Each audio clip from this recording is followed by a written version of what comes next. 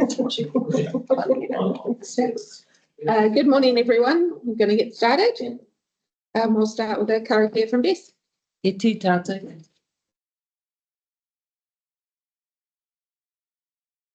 Tū tawa mai ki runga, tū tawa mai ki raro. Tū tawa mai ki roto, tū tawa mai ki waho. Kia tau ai te mauri tū, te mauri ora, ki runga te katoa. Come forth from above, from below and within the environment. Vitality and well-being, brought together in harmony. Tihei mauri ora. Yes. Item 1.2, do we have any apologies?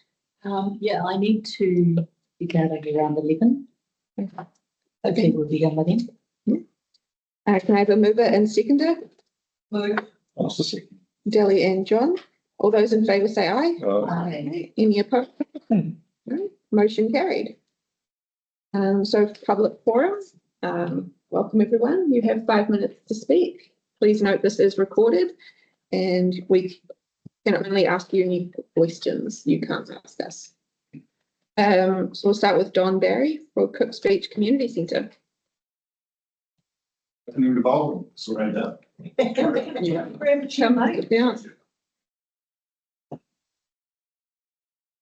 Introducing myself, my name is Don Barry. I'm the chairperson. I'm the chairperson of the Cooks Beach Community Centre. As you may be aware, it's a facility is critical in terms of our community engagement activities, celebration, weddings, funerals, birthdays, the like. We're undertaking an extensive, renovation program, and we have raised $100,000 ourselves. We have an application in front of the Lotteries Commission for close to $300,000. We've already sunk costs into part of that renovation. If you read the Informer, I think it's in today, we've installed audio-visual equipment, which will be a great asset for us in the community. Part of that close to 300,000 is resource consenting, and in our original estimates it was 300,000. However, liaising with council, it is going to land at close to 3,000. And liaising with council, that figure is close to $8,000. And what we're seeking is support, ideally in full or in part, for the consenting fee. That's the request we have on the table today. Can you run those figures past me again? So we've raised 100,000. So we've raised 100,000, more than 100,000. We have 100,000 in our close to 100,000 in our bank account currently. The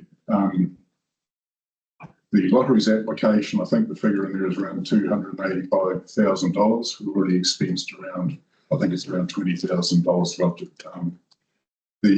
as part of that, the consenting fee, which is council, so we think it's going to land about $8,000. We can get all or part of that approved, so we can lock that away. That would be certainly beneficial. Wicked. Hi, thank you. And well done on the fundraising. So council has given you a breakdown of that $8,000? Yes, I have it on my phone. Would you like that, or can we just see? Yeah, if you could maybe. I'll send information for you. Oh, okay, thank you. Perfect. When do you expect to hear from Lottery? Mid-December, and as I said to the team, we're either going to be having a celebration in the hall because we've got it, or we're going to have to go back and replan what we can do with $100,000 in terms of extensions. So I guess that there is a degree of uncertainty around uncertainty. So what we'd say that we would expect, if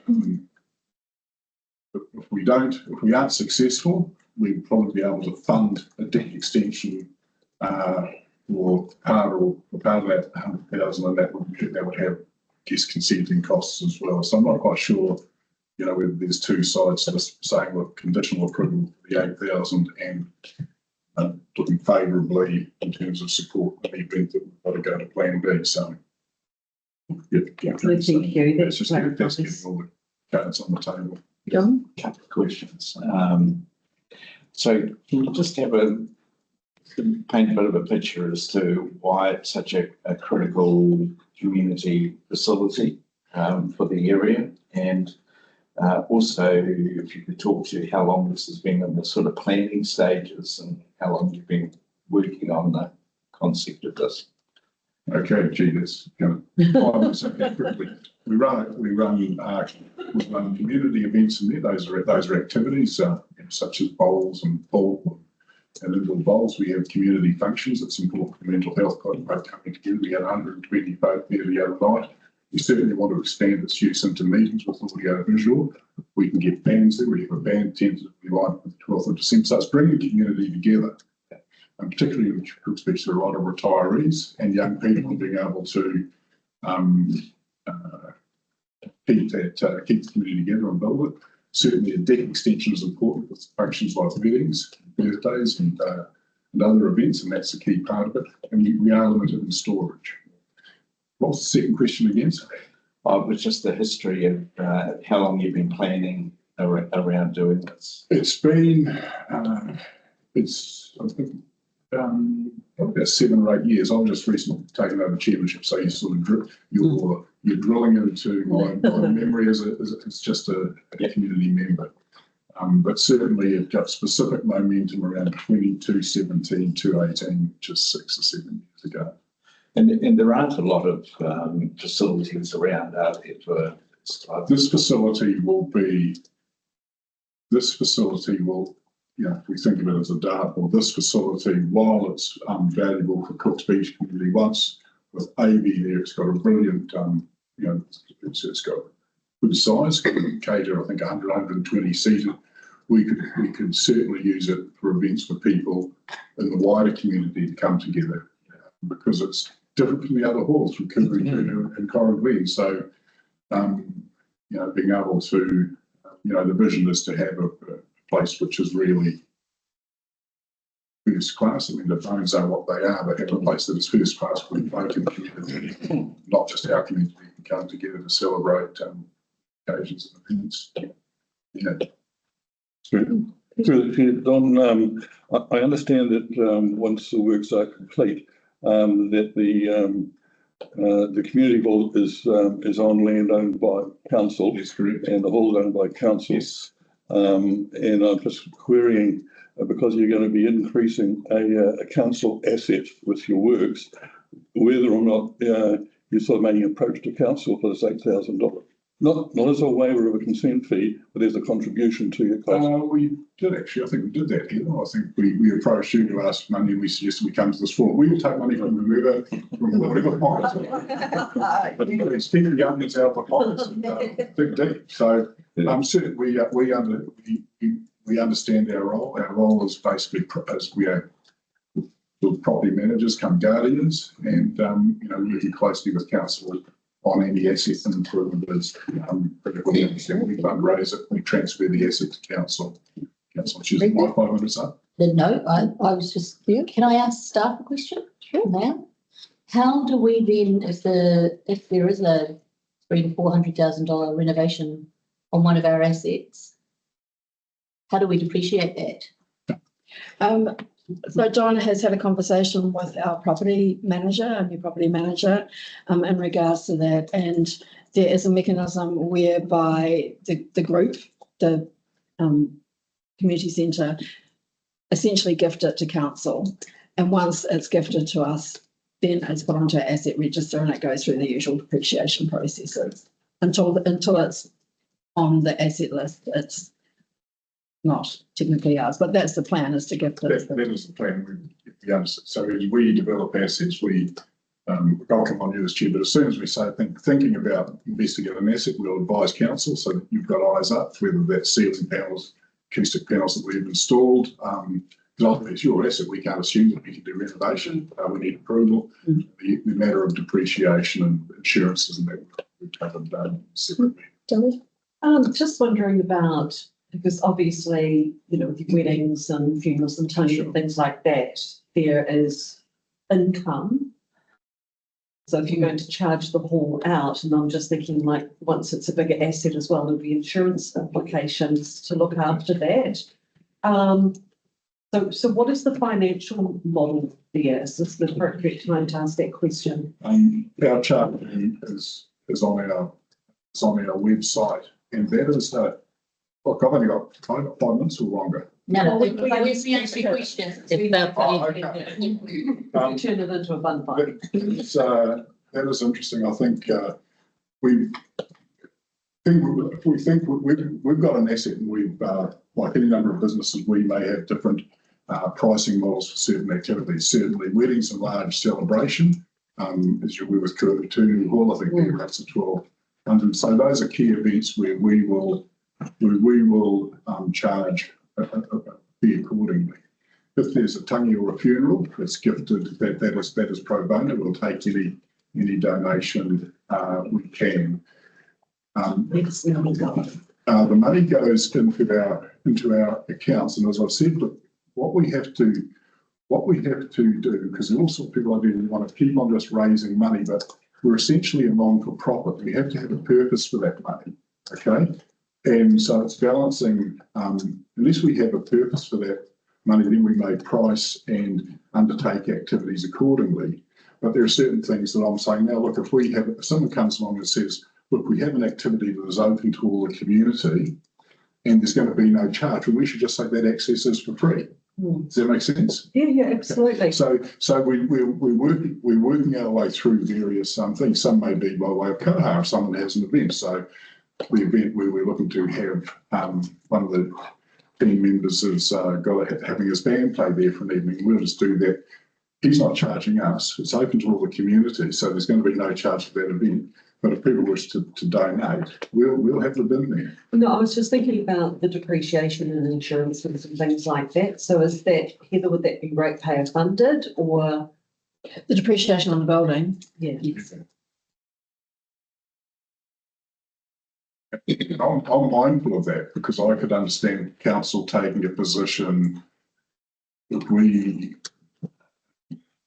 we're conscious of costs. If we keep on adding to the asset, we have to provide for that. We have to insure it. And council's position might be for 3 years. I'm sorry, no more enhancements. And that'd be disappointing for us.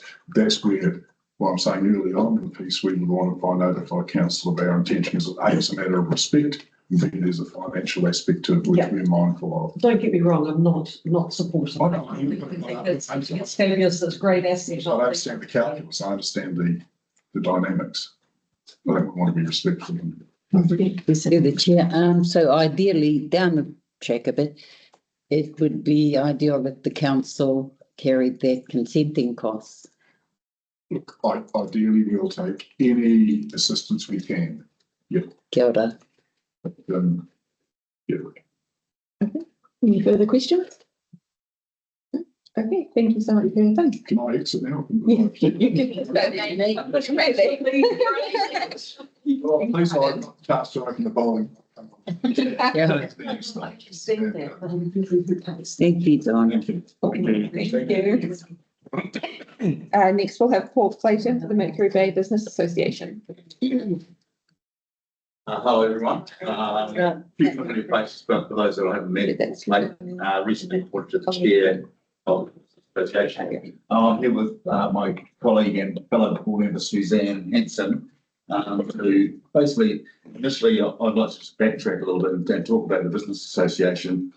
For you folks, I know you're probably well aware of it, but just to set the tone and find my feet in the role. I've quickly identified that the core strategy for the business association is to support its members, which are widespread across the community, covering all aspects of business, from hospitality through to transportation, etc. And a byproduct of that is that the community will benefit also from what we do.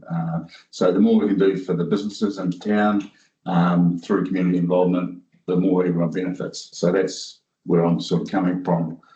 And in doing that, some of the events that we've been holding are community related, obviously, with a tag on effect that businesses do pretty well out of it. It's a byproduct. So hopefully the economy of the bay itself will increase. So again, just to set the tone, 2023, it would be fair to say that post-COVID, although we're probably still using it as an excuse for a lot of things, is that funding was pretty freely available across a whole wide range of avenues. And the Mercury Bay Business Association certainly made good use of that in getting funding for a lot of its events. This year, things are a little bit different, obviously, with a lot of avenues of funding sort of drying up and decreasing. So like a lot of organisations around the place, we're struggling to obtain funding for a lot of our events, hence why we're here. So last year, you'll recall we did things like the Christmas parade for 2023-24, we ran a Bay Jam event, which was, I guess, great benefit to the community. It was located in the centre of town and a lot of businesses around town benefit from that. We're also running monthly meetings just to network businesses around town, and as a byproduct of that, the community is doing pretty well, we believe. So that's, I guess, what I'd like to talk about, just from setting the tone perspective. But perhaps Suzanne could talk to more specifics with regards to the Bay Jam. And yeah, so as Paul referred to, we did benefit from the recovery fund from the economic development people at council, which is great. And what we decided as a priority, because of the damage of COVID and the road, I mean, I think the road was a much bigger problem for a lot of us in some ways, but you have a stack of those kinds of things. The biggest priority we set last year for 2023 for the business association is to bring back business. And the way that we thought to bring back business is to bring people into town, come around, and also give them a reason to come over the hill. And the more reasons we give people to come over the hill and make it more of a predictable kind of experience, we thought that was going to benefit the business. And we think it did. Probably looking back, because I had a lot to do with the events, if we'd done less events better, we might have done better. But now we're down to the, we had lots of night markets and all that stuff. And I think a lot of people all of a sudden felt the spirit come back into the, into the bay, and the businesses started doing well. This year, because of the lack of funding, but also because we were always going to prioritize down to a couple of key events, I can't imagine how we're not going to have a Santa parade. And, we will find a way to do it come hell or high water. Absolutely. Because that's just, that's every year. And that kind of kicks off the Christmas season. The Bay Jam event was brought on, and we are adding that, jamming that into the agenda a little bit. The Bay Jam event was actually created to fill the void that was left by not having a summer concert last year. That's why we did it on the anniversary weekend. We didn't want to compete with the summer concert. We wanted to do something completely different and do something that benefited businesses around town as well.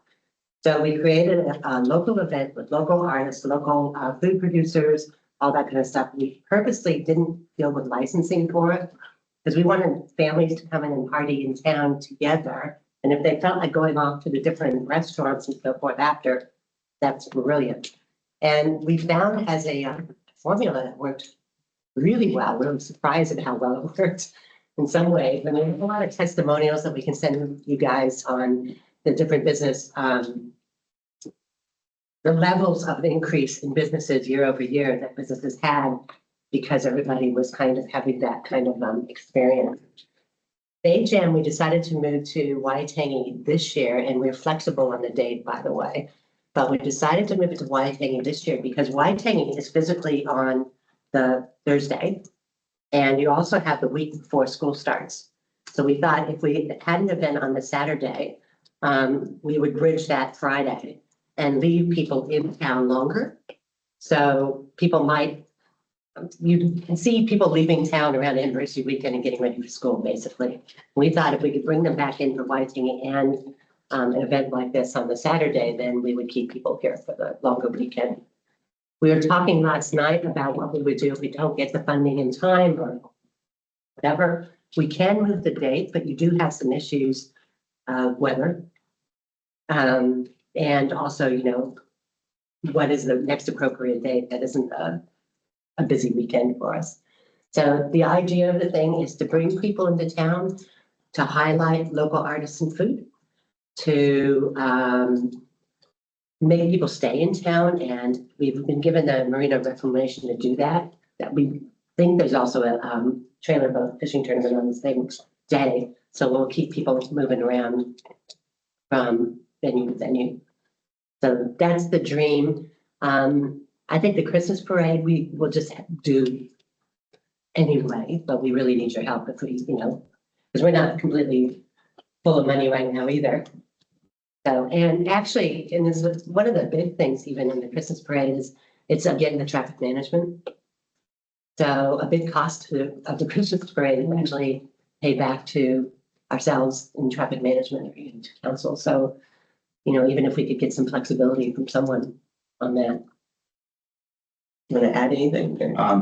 Just as an example, I think the cost for traffic management last year for the parade was around the $8,000 to $9,000 mark. Yeah. And it's a fair chunk of change for the whole cost of the event. I think probably sits at around at least the 80% mark Yeah. of the whole event. We're trying to recoup some costs this year by charging for entries into the parade. But as you can appreciate, we'd rather have the numbers in the parade as opposed to the money in the bank. So that's more of just a token gesture to make people think they're valued. Anyone got any questions? John? Standard parade. So can you just talk about the history of it, if you are aware as to why the business association is actually running the centre parade? Is there some reason? I know a little bit about it, John. I'm not too au fait with it, but my understanding is that the business association was bequeathed the centre parade around 3 or 4 years ago by the previous organisers. It would be fair to say that whilst we revel and enjoy running it, it would potentially or probably not be a core event for us, but we're equally mindful that it's great for the community. It brings people together. As you said, it starts the Christmas season off, gets our businesses out there. And this year we're combining it with a night market, not immediately after, obviously, but shortly thereafter. So local vendors, shops, etc., will open and hopefully get some benefit from that. So when you first started speaking, Paul, you mentioned that the business association aims to support its members. Are its members contributing? They'll be the ones that sort of benefit from the night market and the road being overground. Are the vendors and the members contributing to the cost of this event? Not financially at this stage, Rick, although that is on the radar depending on how funding applications go. We strategised last night as to what we do, as Susan said. We're not the Bank of New Zealand, so we don't have endless amount of funds for that. We probably would try to run it ourselves, but we would be sort of canvassing our members for sponsorship or co just to offset the costs. But to answer your question, no, not at the moment. Thank you. Just thinking about Bay Jam, and I know that like in our events funds in our district, events funds which you're not applying for, one of the criteria is to try and draw people into town when it's not peak season. So for me, Waitangi weekend is already peak and there's going to be a lot of people around. Have you considered running an event like that around Matariki or like Windmill Park? Actually, because we actually did have a Matariki plan for it, but we just could not identify the funding in time. We actually had funding for Matariki that we had to send back because we could not get the funding until. What levels is that? To what? How much? Yeah. I think it was about 8 or 9 grand, I think, and that was from Pub Charity.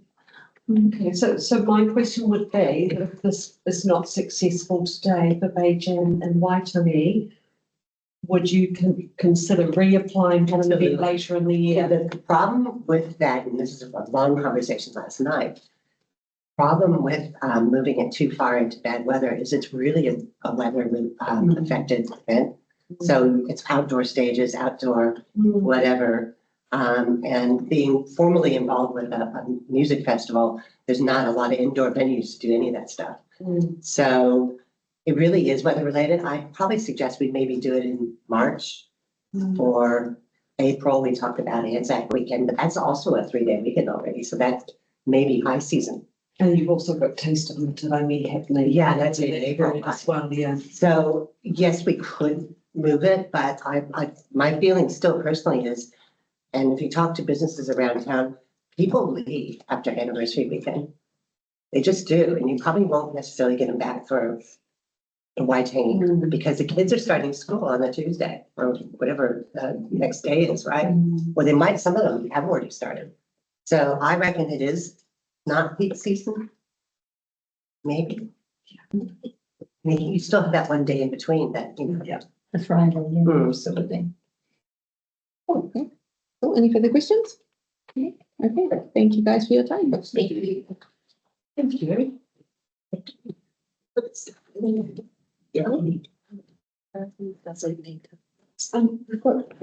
Always did you want us? I think I'm moving up on it, right? So we have Caroline Hodman, private resident and ratepayer. Caroline, you there? I am here, but I won't be presenting today. Oh, okay, thank you. But I am here online. Okay. Thank you. So then, Eloise Green for Fairies, Pirates and Princess Picnic. He's a title. We can start talking about out of sorts. Go back. I got flutter. We can just imagine. I've got one of these featured yet. Big stop. That's easier to explain what I'm doing. Nice thing. But I keep one for myself. That's always the. Oh, this is very nerve-wracking. I'm sorry. It's just us. Okay, so I'm asking for a bit of help towards my picnic that I'm doing in February. I did get council permission to use the park. Thank you very much, which is wonderful. But it does come out, a lot of it does come out of my pocket. So that's why I'm asking for a bit of help. I'm keeping it short and sweet. I think it's self-explanatory. Many of you maybe came this year. You were maybe came to the picnic and we had 150 children enjoying the bubbles, free face painting, free balloons. And I got help from the Business Association last time. So people leave. So I've come to you for it. And look, I will cover anything that's shortfall. That's not a problem. But it is a lot of money for just me. But That's great. I don't think I really can explain it. That's self-explanatory. Yeah, so I've tried to break it down for you exactly where the money is going. That's really good. Yeah. And I went online last night and a lot of these prices have gone up, just the small things, but I'm happy. It's not a problem. I will cover it. Anyone have any questions? John? Just interested in As long as you dress up when you come. Oh, really? Come on. Yes. The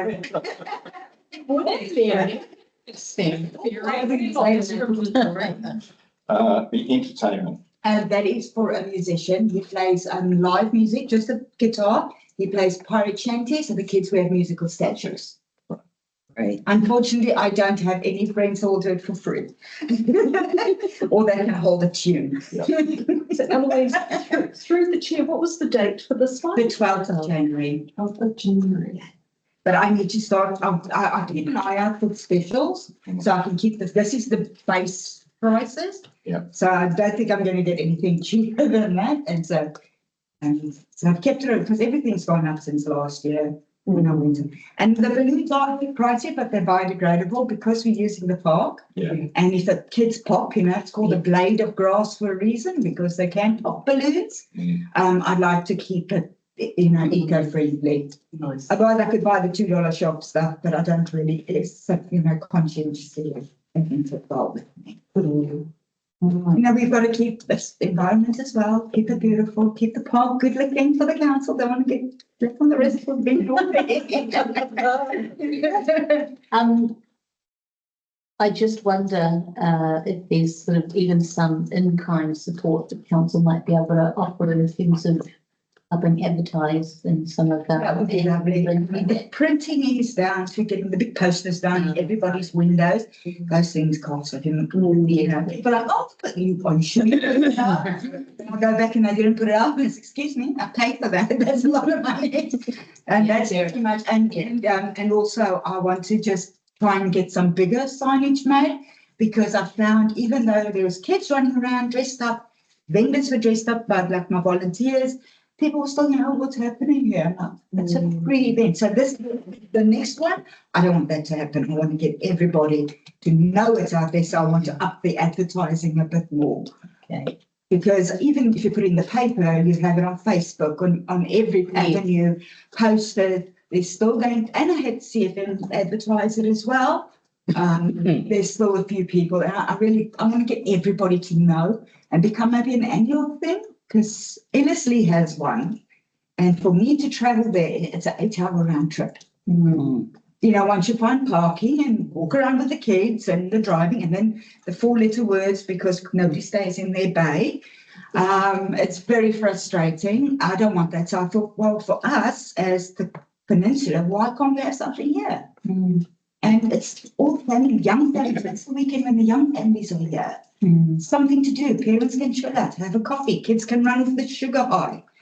It's fun. Bess has a question. Oh, Bess? Eloise, the funds you're asking for is 520. Are you sure that's enough? I said I would. I just find I know it. It will be more. It's going to cost me about $300 extra on everything else. I still have to get but fortunately last year with the business association, I got a really nice amount, and I also got money from the Creative New Zealand. I could buy the big things like for the games, so those costs have been taken care of. So the idea was you invest in the beginning, and then it's just little bits as we go forward. So I don't have to invest a lot of money. Yes, it will. I would love to get more money, but I do not want to be greedy. Don't sell yourself short. Don't sell yourself short. Today it's going to cost me. Yes. So think about it. I want a little bit of help. Yes. Oh, Kia ora. Anything else? No. Now I better go scrub a toilet. Okay. Somebody's got to pay for the face paint. Thank you, Eloise. Thank you. Have a great day. Happy Halloween. I thought you would come in your Halloween Nice part. for us today. Oh no, darling, that's tomorrow night at Hoyt's. I'm scaring the moviegoers. See you. Kia ora. Is there anyone else for public forum? Tracy. Yes, come on up. Next. What am I Say, regular occurrence. Always a pleasure. I've just got a couple of things to share this week. So the first one is, I'm not sure whether you saw that we were finalists in the Hierarchy Environmental Business Award, which was pretty fantastic. So I brought along some spoils, of the vector and all that. So we were in 2 categories, and we were the finalist and the winner for the waste minimisation. Congratulations.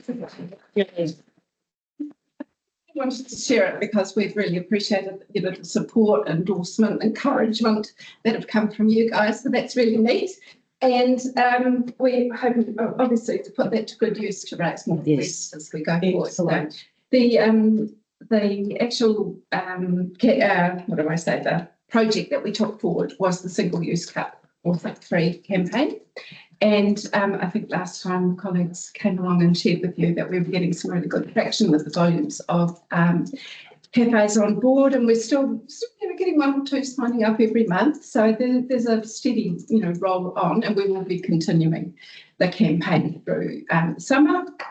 And adding to that, the single-use bottles, which is a passion that I know it's yours, Ellie, too. And so we have connected with Refill New Zealand and have placed an order to be getting posters and stickers that'll come along with that. And the opportunity that Refill New Zealand offers is that they have an app, and any business signs up to provide the opportunity of free water.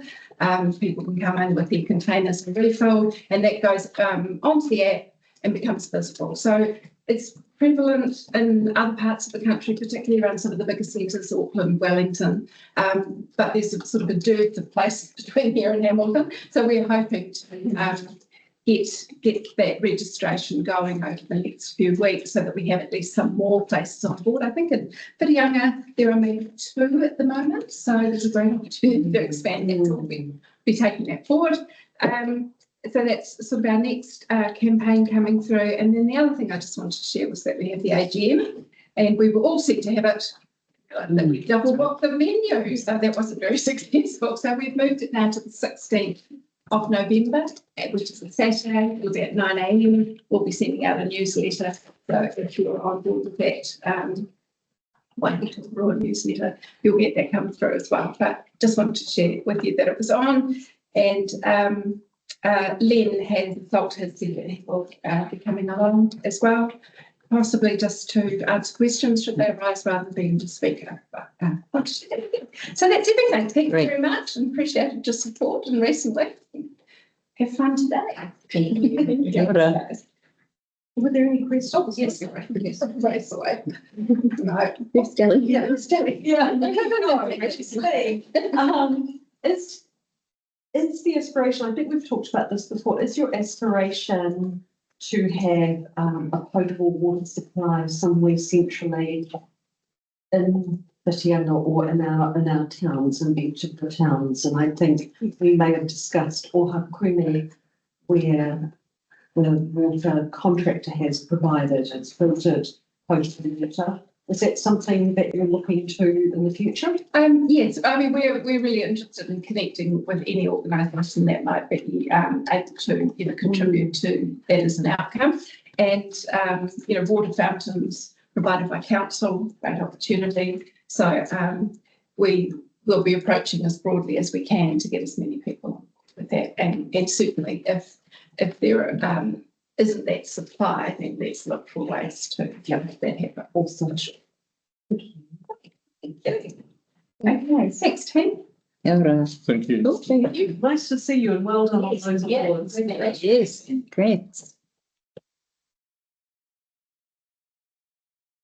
Can I have a mover and a seconder to receive the public forum? Me. Got Rika and Bess. All those in favour say aye. Aye. Any opposed? Motion carried.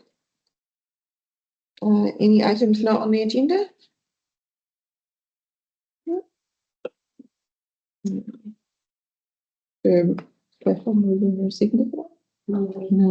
cool. Any conflicts of interest to declare? I have a conflict of interest for item 2.1, so I will not be voting, and Rika will manage that item for me. Minutes for confirmation. Can I have a mover and a seconder, please? I'll move. I've got Delly and Beth. All those in favour say aye. Aye. Any opposed? Okay, motion carried. So we'll hand over to Rika for item 2.1. Oh, we're there already. Yeah. Enjoy. Interesting. Right. 11. Page 11. Of your order paper. So through the chair, I do have some additional comments on that report that I need to go through. Perfect. Oh, ready for me to do that now? Yes, please. Right. So the purpose of the report, as you know, is just to consider providing funding assistance from the discretionary fund. Since the report's been written, there's some changes that I just need to bring to your attention. Obviously, we've had the speakers at Public Forum as well who have provided some additional information.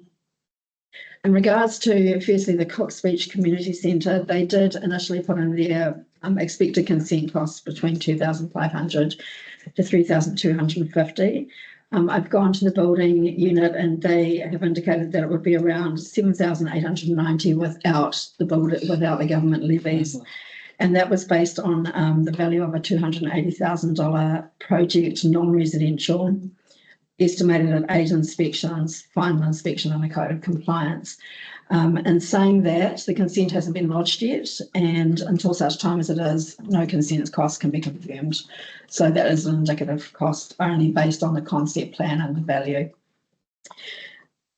Since I wrote the report, an alternative funding source for covering that cost has been raised, and I haven't had time to research that option. So we're looking into that option as well at the moment. So if the board wanted to support that now, I would suggest that you could support the request only if the other funding stream doesn't become available.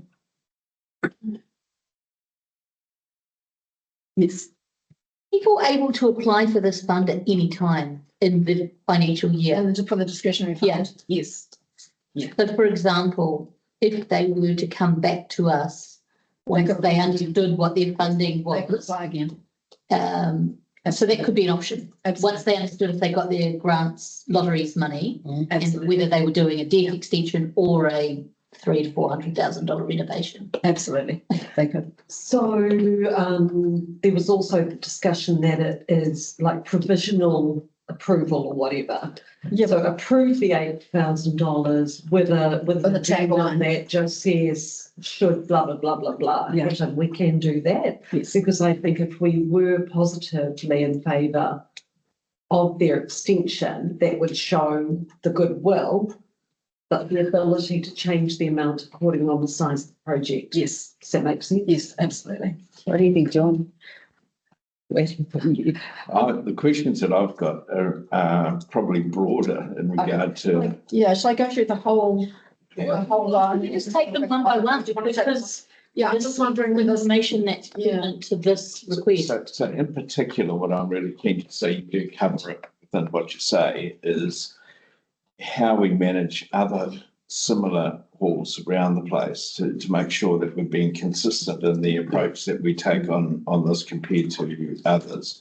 And what is its status at the moment? Is it's on council land? Is it a council asset? it's a council. It is council assets, so we're paying insurance, and we're just charging them a lease of $300 and something. They probably don't have a lease in place. And so there's a wider body of work that's required, and that's particularly come out of our grant policy project. We've asked our property team to have a good look at the halls and the way that they're managed, the sort of anomalies between it. When we came and talked to the board about the grant policy, there's some halls that have leases in place, some that have never had leases in place. They're all getting different amounts. So we've asked the property team to really look into how across the district our halls are being managed. I'd really like to have an understanding to make sure that we are being consistent in the way that we do it. The other question that I really had was, is around why we're charging a consent fee for renovations or enhancements to our own asset. Just to me, that's how. Right, would you like to answer that with your regional? Yes. Come in, Batman. Because you get a welcome, don't you? You get to bring it on in. Yeah, so really quickly, I support his comments. I had at Falls for the first time last week, and it isn't done consistently, and it'll take you a lot longer than a workshop to understand what you've been doing historically. Yeah. So it certainly needs a tidy up, and I've actually picked up an action with the Portsley Hall to do that with Donna, so it'll go wonderful. So in terms of the way that we look at our own consent charging, is that the regulatory consents are user based, and so what we're trying to do is make sure that regulatory still just generate an invoice, and it's the same invoice whether you're a private resident or council, so that it kind of shows the time spent that staff spend on it. But to stop this money go around, which that comes in board grants, council funding to pay for a council consent to pay council staff. Last year in the LTP we put $50,000 into like an internal cost code that could be used for these type of consent. So I think that's what he is.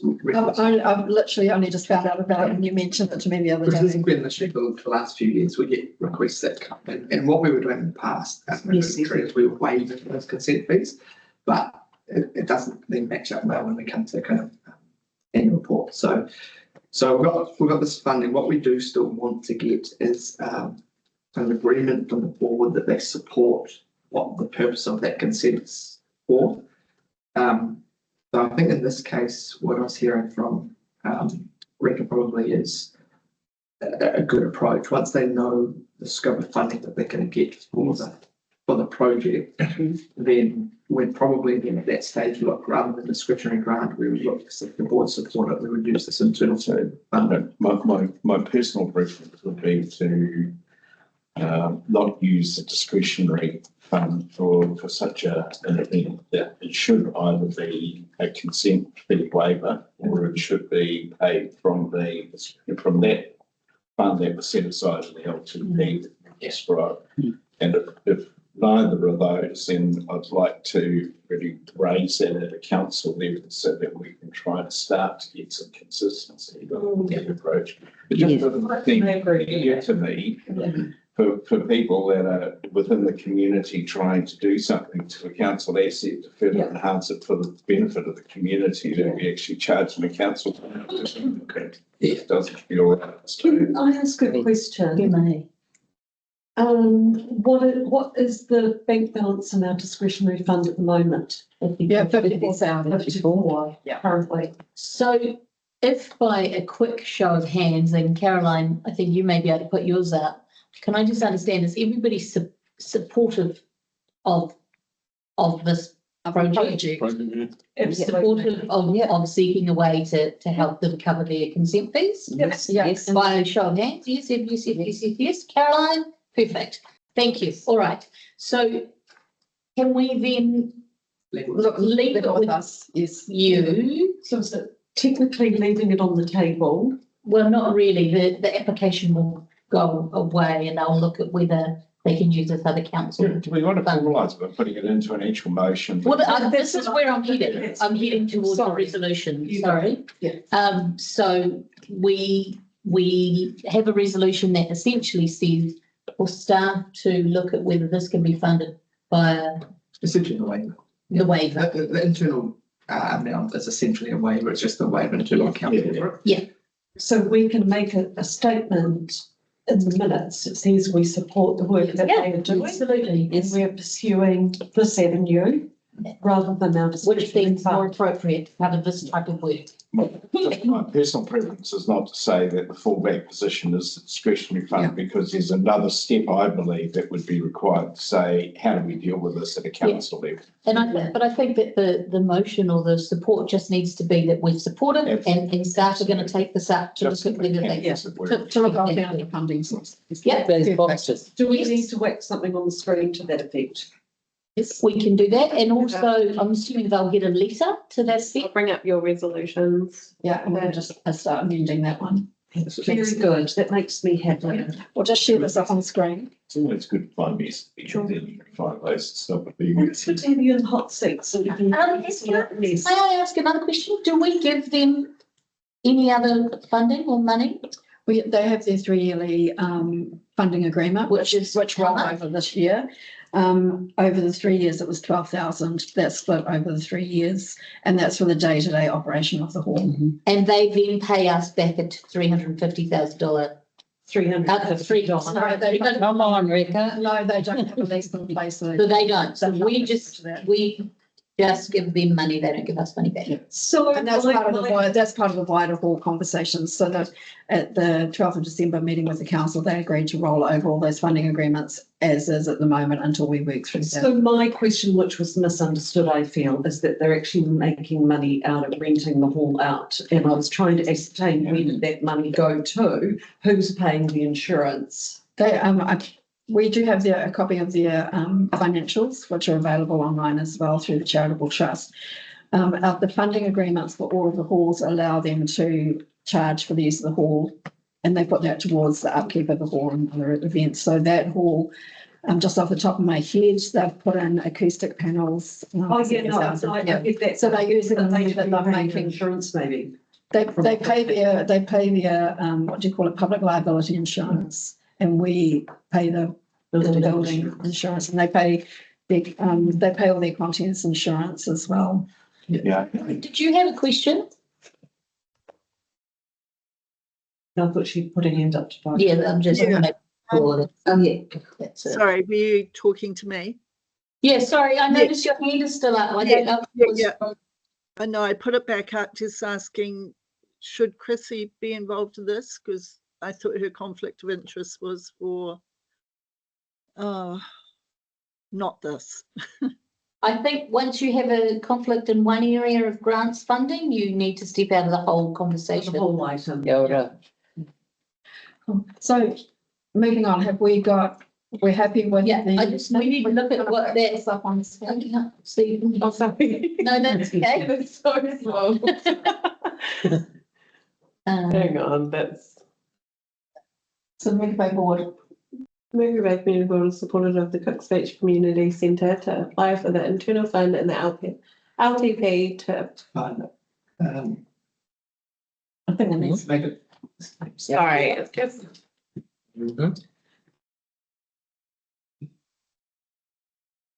I mean, that bit about supporting it can be in the notes, and then the resolution can be.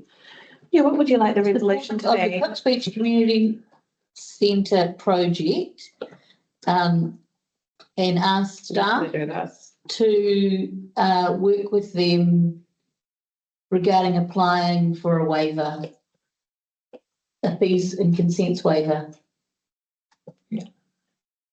Mercury Bay Community Board is supportive of the Cooks Beach Community Centre project to, did you say our staff? And our staff to. Work with them to apply for a They won't need to apply, we'll just get. work with them. Supporting the Cooks Beach Community Centre project and to us staff Look at other options or to look at fee waiver. other funding options or fee waiver option or something. Okay. To look at other fee waiver options. Or consent waiving. Dean did his hand up for some reason. Yeah, hang on, let's just make sure we don't confuse Jessie too much. I know. It's like all this conversation. To ask staff to work with them for a consent, that's what they want, a consent fee waiver. Is that missing? There we go, get the lawyer in there. Oh, that's better. Perfect. We got it. Okay, Dean, hello. Let's check it, Peter. Yeah, that's one. Yeah, sorry, through the chair, I was just going to say to consider them for a fee waiver. Yeah, I think we got there in the end. Yeah. So that would be just, thank you, Dean. That would be just for the Cooks Beach one, right? Yep. So, We'll take that out of that chart. support the Cooks Beach Community Centre project and ask staff to consider them for a consent fee waiver. Perfect. That's it. Yeah, okay. So we got there. I move.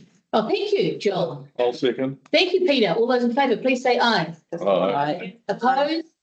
None carried. All right. Who's next? Yay. All right. You might as well say. So moving on. And on my own. Stay.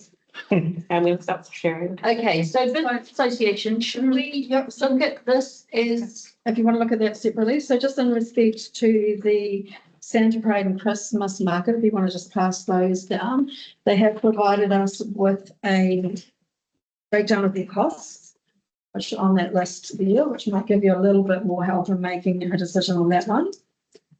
Also, the chair and deputy chair previously asked me to look into how much funding the Mercury Bay Business Association has had from council previously. And so I've looked back, and under the contestable round, they had 5,000 between 2020 and 2022. So they had 3,000 towards their first Whitianga night markets in 2021 and 2,000 to the Christmas night market in 21-22. They were previously, both those events were previously funded largely through resilience and recovery funding, which is not available. That was a one-off, and that funding was created to attract people back into our district after the cyclones.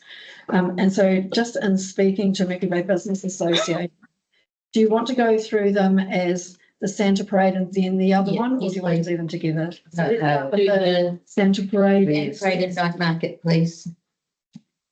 So I don't have anything additional to the Santa Parade other than what I've just provided you with. Okay, And their comments earlier. right. Through the chair. Yes, darling. Tell me. Sorry. $32,000 of our $54,000 discretionary budget by what is effectively a commercial organisation, which is bringing punters into the shops, and not one business owner in the CBD has put their hand in their pocket to put any financial contribution into this. I'm really uncomfortable. Yes. I'm uncomfortable with the level. I'm not saying that I wouldn't support a smaller contribution to something which is wonderful for the community. But ultimately, this is a commercial activity with some community benefits. I'm just going to drop that in there. I struggle with that, and I'll tell you the My reason. opinion. Yeah. And I'll tell you the reason why I struggle with that is that it's a Santa Parade, True. right? And a Santa Parade should be a community event which brings everybody together pre-holidays. It's not as if they're selling tickets that they get an immediate benefit. The night market might be slightly different, but from my own experience around night markets, most of the businesses actually close, and the ones that benefit are the stall holders that come in, which are generally a lot of community orientated people, like kids from the school come in and run things.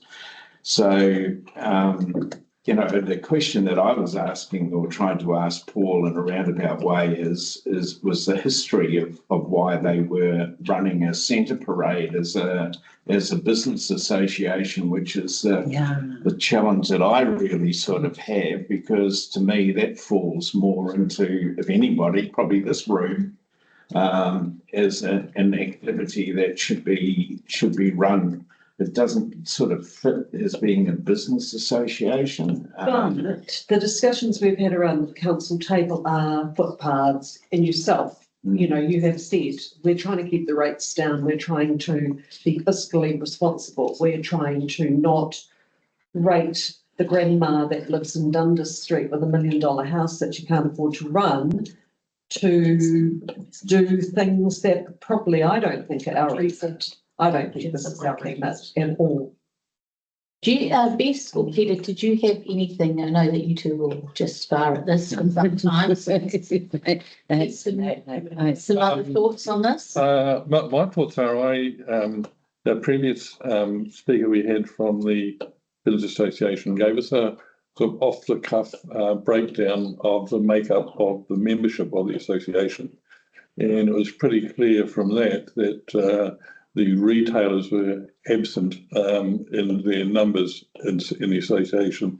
And to my mind, when the two speakers today talk about bringing in a lot of people into the centre, into the Willianga Centre, for the benefit of the business people, to my mind, it seems to me that the retailers are not pulling their weight in contributing to the cost of an event like this. Now, I don't know how you get them to pull their weight, but they're just not. They're contributing. They're not contributing. And in the figures I had in this report here, after the last parade, it's something like a 30% increase in turnover of the local businesses. But they're not contributing to the Business Association to run an event like this. So I just find it very awkward. I don't quite know how you get around that, but I just find it awkward. Feels very uncomfortable. Just uncomfortable with that. They're not putting their hands in their pocket to sort of lift this kaupapa. It's just only a certain part of the business community, if any. But I mean, Paul said it. No, they're not contributing. He said they hadn't even tested that. They hadn't, I would feel more goodwill towards an event where they had actually canvassed the CBD businesses first and said, even if it's a couple $100 per business, to show that there was some inclination to support the kaupapa. I'm looking at some of these costs and they're enormous, like event management, I'm not even sure what that means. In saying that, you know, they've had for years, they've always had the I think we've said this before with things like Taste of Matarangi, that, hey, we'll get you up and running, but you have to show a business model where you are seeding it or doing something so that it's not a cap in hand every single year. So when I look at things like traffic management and fire table things and lights, I'd be happier going, yeah, well, if you look at it, the two events, I know we're looking at one at a time, the two events are over 50% of our discretionary fund. And I'm really uncomfortable with it. Right, well, may I make a, Can I just clarify a point that was raised before, that about the contribution of the businesses? The businesses significantly contribute to events, and people probably don't just see this. You know, for example, the Christmas tree, which is it cost over $30,000, that was totally funded by businesses contributing towards that. And that is part of the decoration that is put up. Show me a town in New Zealand that doesn't have some, you know, decorations that go up over the holiday season, you know. And if it wasn't for the business association, this town would look dreadful. You know, there'd be nothing. They decorate windows. They do a whole lot of activity, and you know that involves a lot of people spending a lot of time doing that. So I think, you know, there's a bit of a misunderstanding about what level of contribution. Yes, you know, the retailers probably don't do a heck of a lot, but, you know, on a weekend day, they probably see it as more of a nuisance to have the main street closed and parades going down the main street. It's not helping their business activity to run the Santa Parade. It's more of a community event. And if you don't have someone like the Business Association putting their hand up to say, well, look, you know, we'll take responsibility, who else is going to do it? Or we're just going to shut that down and not do it. And, you know, so I think you need to think very seriously about how we do it. I take some of the points you're saying about what is being contributed by business, particularly to events where they can get some benefit. But I think Peter made the point that the makeup of the business association, as has been explained to us before, is from mainly trades and other businesses, not so much the retailers, and that is an issue. And you know, so I just, you know, think that this is quite an important decision, because I think we well undercook what we do here for the community in regard to the sort of activities. And the big question out of this is, if we say no to this, then who's going to pick it up, or are we just prepared not to have one? Not saying that. Okay. Oh, I don't think anyone would say no. We're going to take this through the chair. We're not going to have a brawl. Yes, Caroline's got a question online. So if you've got a question, put your hand up. Thanks, Reka. No brawling. I tend to agree with John about it should go ahead, or should be assisted to go ahead. The fees for retailers or businesses to join the Mercury Bay Business Association is not cheap. I did look at it when my husband was still alive and being an engineer, but we didn't go there. $250, which is, you know, somebody in a small gallery or small shop has to sell, you know, quite a lot of product to cover that $250. So I can understand why some retailers don't join, and yes, they may not benefit from a parade going down the main street. So I think it's a bit sad to sort of blame them for not contributing. But as John's saying, it's part of our traditional culture to have Santa parade and lights and Christmas celebrated. And without the Christmas tree, which is a significant cost, there would be not much else, showing up at Christmas time in our town. So I feel it needs to be supported somehow. Thank you. Did you have something? Kia ora. No? All right. Madam Chair, so I suggest that if the board wish to support it in some way, maybe the discussion is more like how much would you like to support it? I was going to make the suggestion that we support the traffic management costs of $4,798.38, which is a huge cost. I understand Tim's community board did that for their Santa parade as well, cover the cost of their STMS. I don't know if that will fly, if there's a seconder for that. I was going to suggest that we added on the hireage of table chairs and lights, which would bring the total to about $6,500. Towards the Santa parade and night market. I can live with that.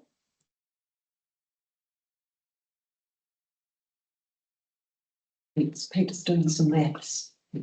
Oh, just looking at figures. Yeah. I thought you were. I could hear You see the smoke coming out of my ears. I appreciate the Sharing it up on screen. the Santa parade as being part of our community and part of our annual thing. But I'm against our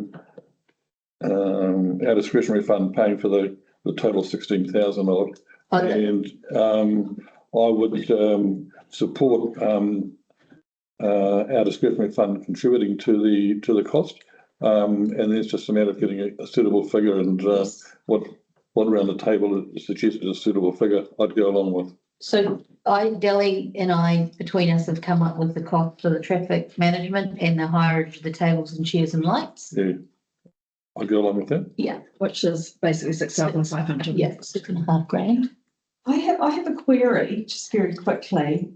We've got three marketing sums here. We've got 2,300 for marketing, and then we've got radio advertising, then we've got newspaper advertising, which makes me question what the initial marketing sum would be at 2,300.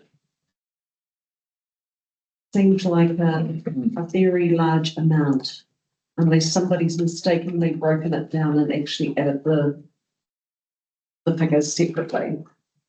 I mean, we just work what we got on here. I'm not too concerned with the breakdown of these costs.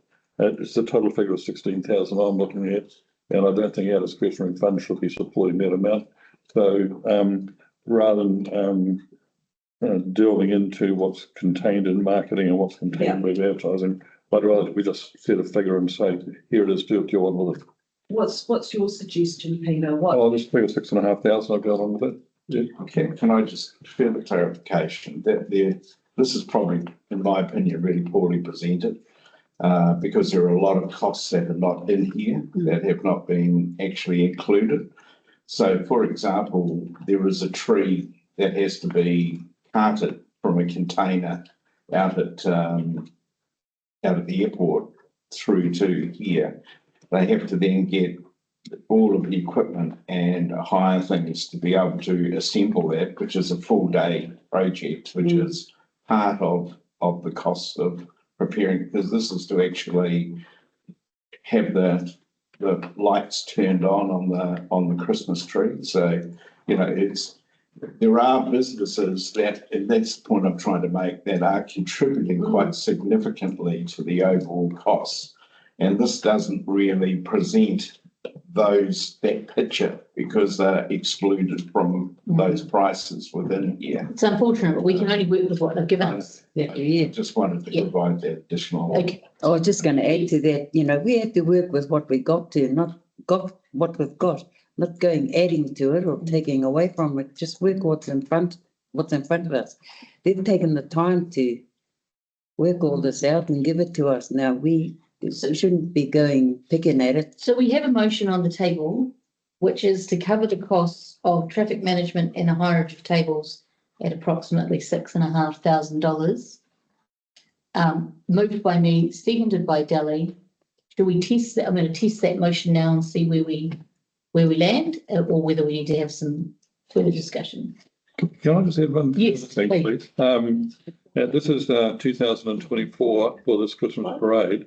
In 2025, are we going to have a similar request from the business association? So I was actually going to bring this up, but I didn't, but I will. I remember the conversations that we had around 2020 and 2022 around the first night market and contributing for that, and now saying we'll help contribute, I think, $2,500 at the time. Yeah. What a neat idea. Here's some seed money to get it off the ground and get going. But please, we would look for you to make these self-sustaining going forward.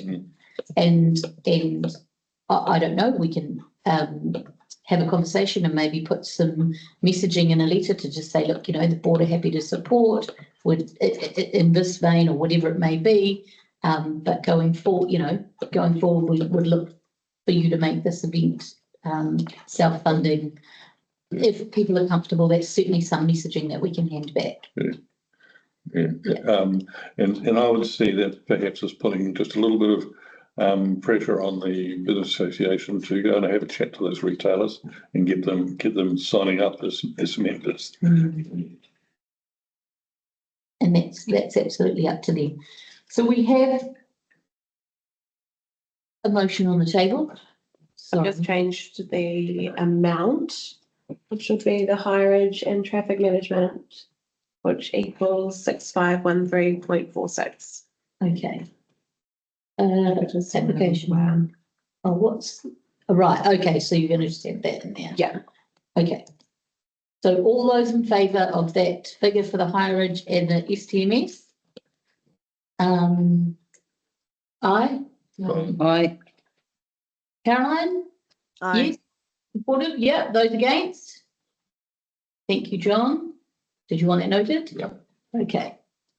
Right. So that is passed. Now I just understand we need to backtrack to the Cook's Beach resolution. Is that correct? Oh, yes. So I've talked to the governance team and they have. Oh, down the bottom. Notes their support of the Cook's Beach Community Centre project and request the Chief Executive to advise staff to consider the project for a consent fee waiver. Perfect. Right. Everybody comfortable with that? Yep. Okay, thank you. So that now takes us to, should we roll on to Beijing? Want to go to Beijing next? Yeah, does that make sense?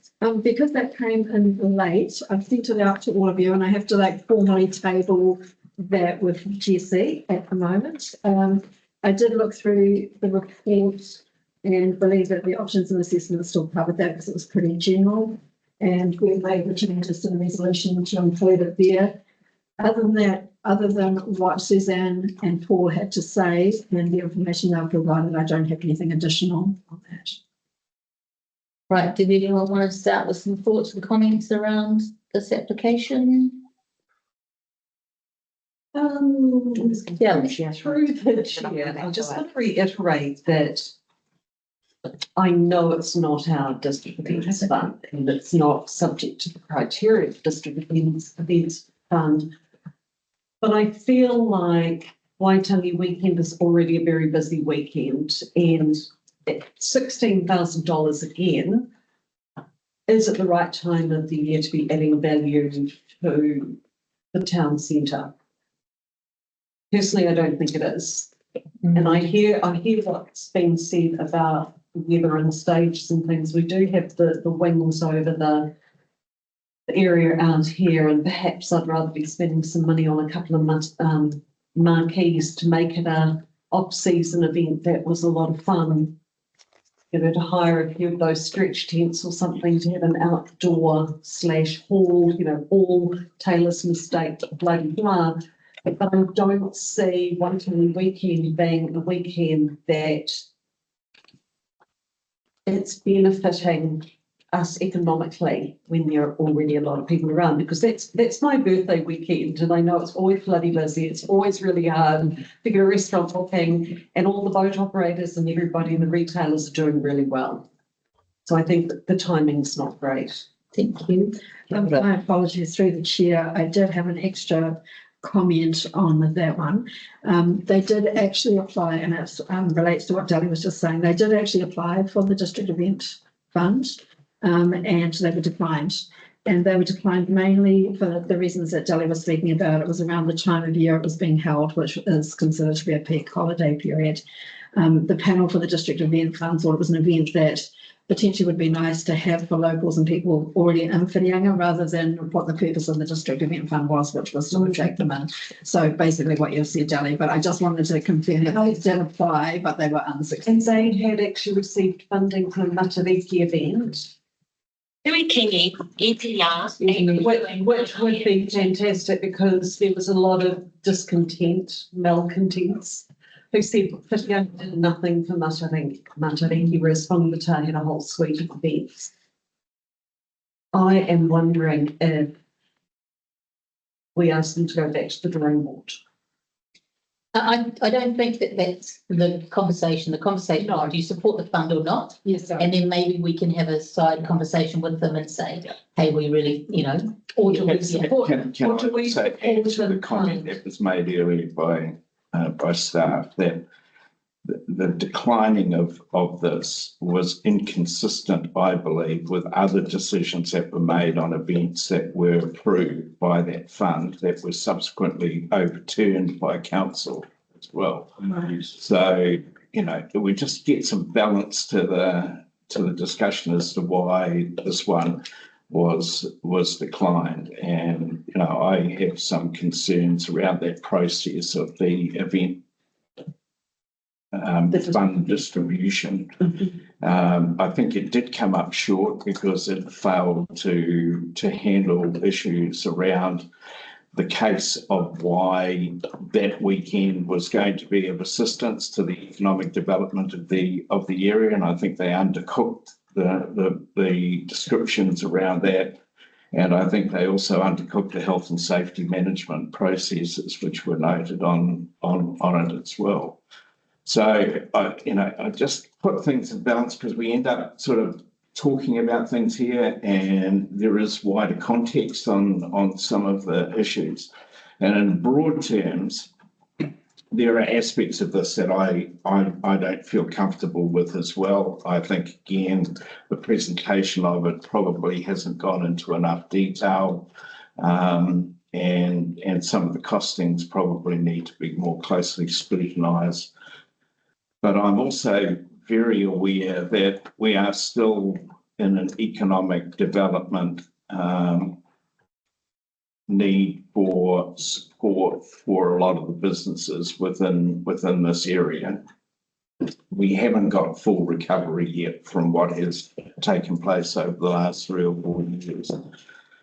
We should be working alongside of the business association and encouraging them. And I think I would be concerned that just batting things back, we could well have a decision now that they will not proceed with the Christmas functions at all. And we're now talking about a second one where that might not happen. And I just put some words of caution in that, we should be putting our hand of support around them and working closely with them to try and develop what can be done, rather than just being here and saying, no, this is, because if they're not going to do these things, then who's going to step in and do them? And so I just, again, issue those words of caution in regard to it. So Susan did say twice in that they would make sure that the Santa Parade happened. They'd figure out a way to make the Santa Parade happen. So that gave me comfort to sort of think, okay, well, if we cover the tangibles, the STMS and the higher ridge, that gives them a good leg up to get going. I guess to help move this conversation along, maybe we do a quick show of hands again. Is there appetite to support this event? And the second question would be, would it be to that full amount or a partial amount? So is there appetite in the room, and Caroline, to support this? Is there a third option? And that is that we seek an opportunity to sit down and have a discussion with the with them in regard to what type of events that we would be more comfortable with and timing. Because I just sort of feel like, just sort of saying no is, or even partially funding is probably not going to send the right signals. Well, yeah, okay, we can do that as a third option. I really struggle with this. I look at this, they've got $4,000 for event organisation, including buskers, and then down the line they've got $4,500 for music. So, that's a huge chunk of what they're asking for. Yeah. I didn't think of it as I thought it was more of a busking type festival. But I'm assuming they're paying all or some of the musicians. Yeah, I don't know. So maybe a conversation is better. Well, that it lies on the table and we can sit down with the. In the back of my mind is the Matariki weekend. That Mercury Bay was definitely missing an event compared to other parts of the peninsula, and maybe we could look at something that we could encourage over that weekend, which would also trigger the thing of it not being a major weekend for visitors. So we have a question in front of us around who we support this or not. So am I hearing that the suggestion is we ask them to come in and have a conversation? Yeah, I'll support that. Is it Peter and Bess and Caroline, is that? And networking, Networking. Is that the sort of conversation we want? Because we're not approving or declining this request. We're asking to have further dialogue. Yeah. Peter? I appreciate what John's saying of we're encouraging the business association for the benefit of the community or Mercury Bay community. Rather than say yes or no or partially yes to Bay Jam, I think I support the idea that we have a further conversation with the business association and just dig a bit deeper as to what they're planning and timing and so on. Okay, thank you. Yeah. Caroline, I hope you heard that. Are you supportive of that as well? Yes, no, I've been listening carefully. I agree with that. I think more detail, and it sounds like they may not have, their concrete ideas of timing either, but I did hear her say about being weather dependent, but if it is busking, maybe they could be under the the verandas of the buildings, and maybe their busking contributions are to getting people over here if they're not locals. And then the busking will presumably get their money from the public. I don't know. I think more detail is needed, but I do support the concept. Thank you. Heather, you had a question. I think through the chair, I've got a pretty clear steer on that. It's just a matter of, Jessie, if you could bring that resolution up, whether the resolution is to decline it and have a further conversation. Because that's essentially what we've been asked to do, is to give a yay or decline. Yeah. So my opinion, and governance can probably direct me better on this, is whether we decline it at this point and invite them in, and then we invite them to have a conversation session. So, but when these letters go back to them, much like the one that goes back to Cook's Beach, there will be a level of detail, right? That they, if the board has said we want them to know this or have this conversation, then that would go. So essentially it would be that the board declines the request, but invites the business association to have a further conversation. So can we note that in the questions? Yeah, I'm actually just going to bring that down and then talk to the governance and then organise with them just so it doesn't get wrong. Okay. Through the chair, should we come back to that? Governance will just come up with the right wording for that, and should we carry on with Eloise's? Is everybody in agreement? So that's the sort of direction we're taking? Yes, but just rather than using the word decline, I'd rather say that before reaching a decision on their application for Bay Jam. See, Peter? That's why they pay you the big bucks. Good idea. Yeah, I Well- prefer that too. We'll let our governance Yeah. team work on the exact Perfect. wording of that and through the chair shall be. Fairies, pirates and princesses. Picnic in the park. Interesting discussion now after the discussions that we've had previously. Consistency is key. Yeah. Jenna did say we wouldn't have to decline something because it's not a specific report on request. We just remove off the number 2. Okay, so we'll go with Peter's before making a decision. We'd like to meet them. And let's have those questions ready. Right, who'd like to hear that? Is there anyone that you would like to add to this? I believe that Eloise pretty much has summed it up in her request and her, Yes. and her presentation at a public forum. I don't believe there's anything additional that I can add to that one.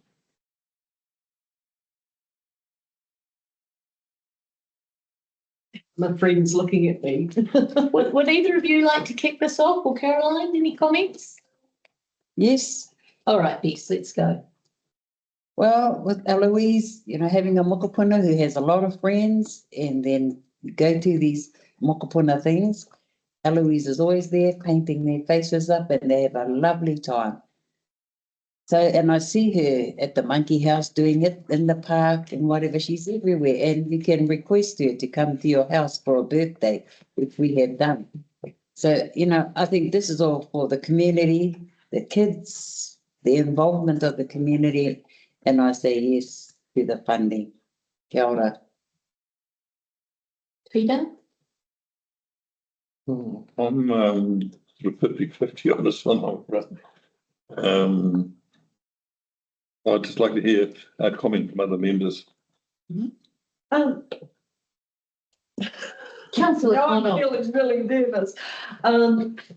Eloise has done the Halloween house and things like that off her own bat with no handout at all to do something which is enjoyed and celebrated by many, many members of the community of all ages. I think she's a good example, and I remember when the Scouts came to us for support at one point years ago, and the concept of, and even Cook's speech this morning of, we have done some work, we have raised some money, we're self-starters, and Eloise is a very good example of a self-starter. So she knows damn well that the 520 is not going to cover it. She doesn't have to do this. She's not an organisation, she's not a trust, but she's loves the idea that this is something that gets done in the big cities and we don't have it here for our kiddies. I would support her 520. I think it's peanuts, but it has, if you win a per capita sort of benefit for the outlay, I think, she's getting between 120, 150 kids turning up to this, plus parents buying coffees and mooching around the town, and I support it. Through the chair, I would just make the comment as well in support of what Dali has just said. Eloise has taken the opportunity to think that through and has purchased a lot of the larger items that she requires earlier so that she becomes more and more sustainable and needs to have less and less money as she goes on. Caroline, I see you've got your hand up. Yes. With the discretionary fund, if it doesn't get used, what happens with it? Does it carry on to next year, or does it accumulate, or does it get deleted? Our unspent fund would then sit against our retained earnings. Yes, with Mercury Bay. They'll be accumulated on the retained earnings for the year. It doesn't carry on, Caroline. So when you say it doesn't carry on, or it does? It doesn't accumulate. So each year there's a new amount. Anything unspent goes into retained earnings. And then what happens with that? It is there and available at such time as maybe an out of budget request or other item comes up that requires some additional. Can be offset against it. Can be offset against it. But it's still there, we don't lose it. You lose it as a discretionary. Oh, sorry, I've got a son in Australia that's. Yeah, okay. I mean, I agree with Delhi. I think, you know, it is peanuts on the bigger scheme of things. And she has been doing so much off her own back. So if it's not going to be able to be used, we might as well use it. So I made quite a public declaration on social media regarding Matariki, and I don't see this as a conflict of interest, but I put my hand up to hold a space for different groups of people to come together and to talk to Ngāti Hei, Ngāti Huarere, who I think should be the drivers behind anything they want to be, the drivers, to hold the space for people to come together and put their ideas together. So I won't personally apply for any discretionary funding, but I think with these discretionary funds, there is a knee-jerk reaction of, oh my God, we've got 54 grand, let's splash it around and spend it all. But there's no reason why we can't sit on a pot for other things that may come up in the coming months. Oh, absolutely. Just because it is there, we do not have to. Which maybe business association would be involved in something. The entire 54. And we have one of the smallest discretionary funds of all awards. I think the smallest. Yeah. All awards. The discretionary budget did used to sit at 20,000, and then the decision was made to put the amount that was contestable with that for this year. It's only for this year. Which is 50. Yeah, I pushed that. But some places like Thames have their They've got own 104. additional funds. They have 104 outside of. They had the 20 plus whatever was in their contestable previously. So we've always been very, very careful with the spending. I thought they were all aligned. I think they all got increased. The base rate all got increased. Yeah, I argued to keep ours at 20 whatever. Anyway, so we have the question before us that I'm asking you to consider is whether you would spend $520 supporting the Fairies, Pirates and Princesses picnic. I speak there. You may. So my issue is one of consistency, right? And, you know, on one hand, here we have a group of people who happen to be business owners sitting under a business association wanting to do a Christmas parade for the benefit of kids around the place. And effectively, we have limited the amount of funding, which puts at risk whether that's going to take place. We have another person, individual in the community, who comes along and wants to put an event on, and we say yes, and you can have the full amount that you have applied for. And that just, you know, if I have to sit down and explain this now to the business association or people on there, I would personally struggle with our consistency and approach. And it just sort of feels like these are business people, they've got deep pockets, they can fund it, let them go ahead and do that. And that is absolutely not the case. They are struggling members of our community who have all come together with a sense of community, and you know, we have effectively said no to one and yes to another. And we haven't said yes at this stage. Potentially yes. So we haven't said no to the other people. We've funded in part. John, finish what he's saying. Yeah. And then we've got Delhi and then. Yeah, so I just feel really, you know, I absolutely have respect for what Eloise does around the place, and I would have thought that this would have fitted in really well with this overall event and why the things haven't been knitted together. But I do feel very uncomfortable with the decisions that we've made, you know, or potentially going to make, whether they are consistent and fair to everybody involved at the moment. That's where I'm sitting on it. Don't feel comfortable. Okay. Delhi? No. No? Caroline? When we were talking about the Mercury Bay Business Association earlier, I did actually want to ask, and I didn't say so, I should have spoken up, what would be the alternative if we only partially funded? John, were you hoping to get full funding for them. And I see there's the Bay Jam at similar amount as well, but just put that aside just for that Christmas parade question first. Were you, John, hoping to have the full amount for that?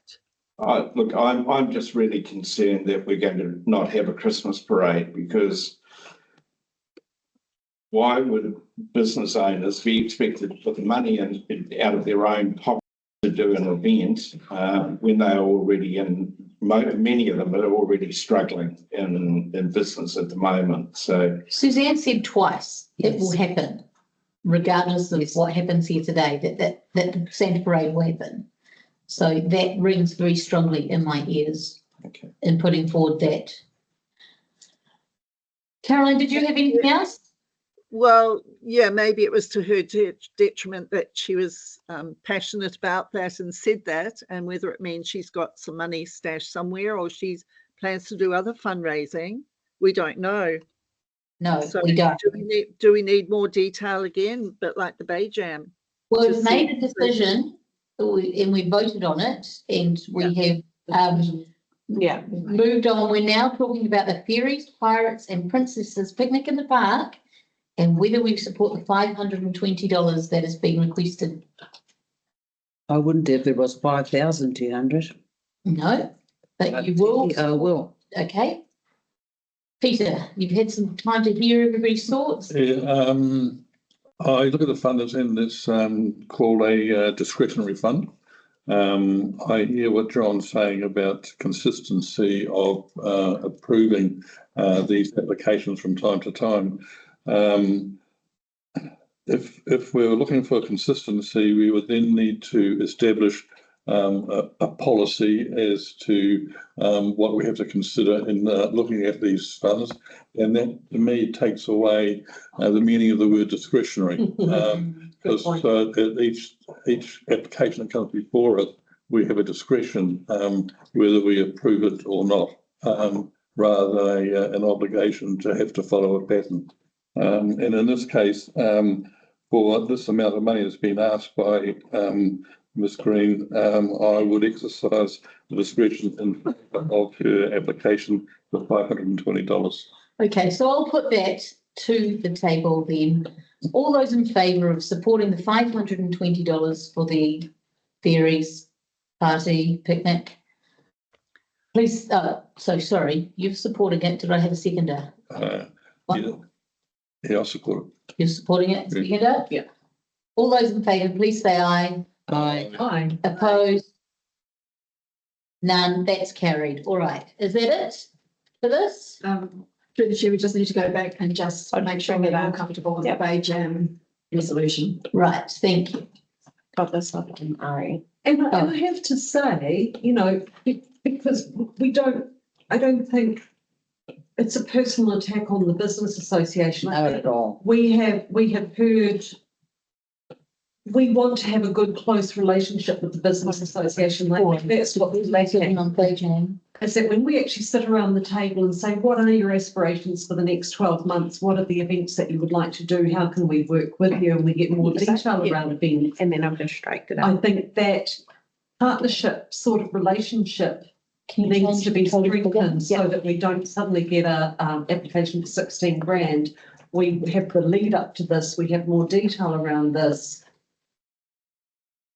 And I think, and that's something you've been saying, John, too, about it being key that we meet regularly with the business association and really understand what we're doing, what they're aspiring to achieve. Yeah. So can everybody see item 4? Sorry, yes, item 4 on the page. Defers a decision. Yeah. Defers a decision on Bay Jam 2025, celebrating the richness of our Pacific Coast application, and invites the Mercury Bay Business Association, that should say, for further discussion on their request. Oh yeah, so add in business association. Yeah. Okay. And then they've changed the total as well. And the new total, so for the funds that we're giving out, $7,033.46. So we had movers and seconders for all of those as we went through. Is that right? Yes. But at the moment Yeah, okay, so that doesn't need to sit in this. Caroline, did you have a question? Sorry, no, I forgot to drop my Oh, hand. that's okay, that's fine. Through the chair, you don't have a mover and a second for item 4. I'll move it. Moved by Delly, seconded by Bess. Thank you. All those in favour, please say aye. Aye. Opposed? None. Carried. Right, so do we want to take a 5-minute break and then bring our chair back? Want to? Yes? Literally 5 minutes. Probably should hold out there with your back. So 10:45 back. Yes, please. Cool.